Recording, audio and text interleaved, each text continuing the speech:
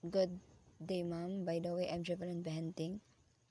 The concept map that I chose is about biodiversity. The term biodiversity from biological diversity refers to the variety of life on Earth at all its levels from genes to ecosystem and can encompass the evolutionary, ecological, and cultural processes that sustain life.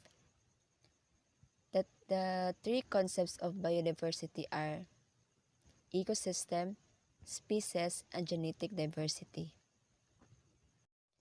Ecosystem biodiversity refers to the variety of ecosystems by their nature and number, where living species interact with their environment and with each other.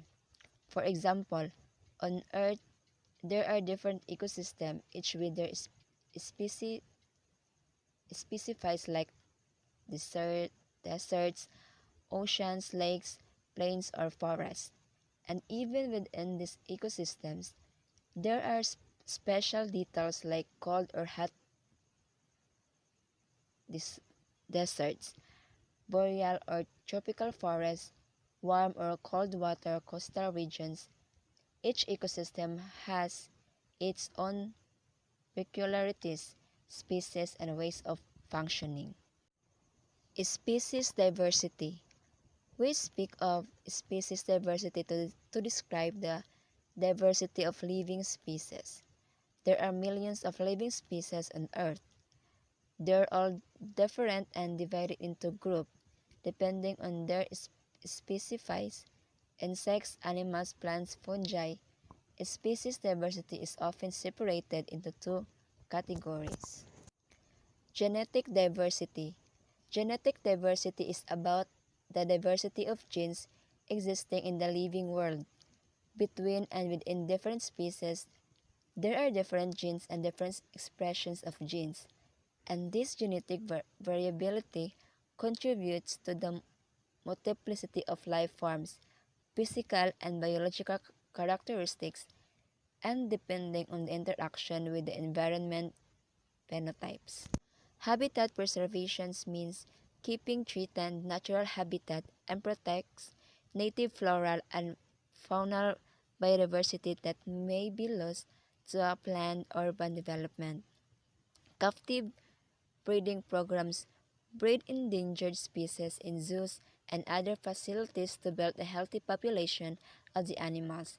Species survival plans coordinate with zoos around the world to bring species together for breeding that ensures genetic diversity. Germplasm is a biological concept developed.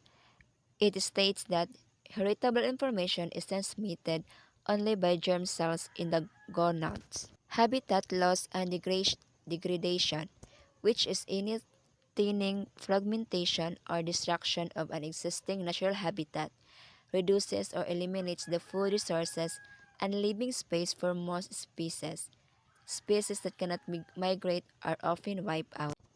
Exotic species, often referred to as alien, non-native, non-indigenous, or introduced species, are those that occur in areas outside of their natural geographic range. The poaching is the illegal trafficking and killing of wildlife. Sometimes animal or plant parts are sold as trophies or folk medicines, and sometimes they are sold as pets or house plants. With more tigers kept captive than living wild, the scope of poaching cannot be overstated.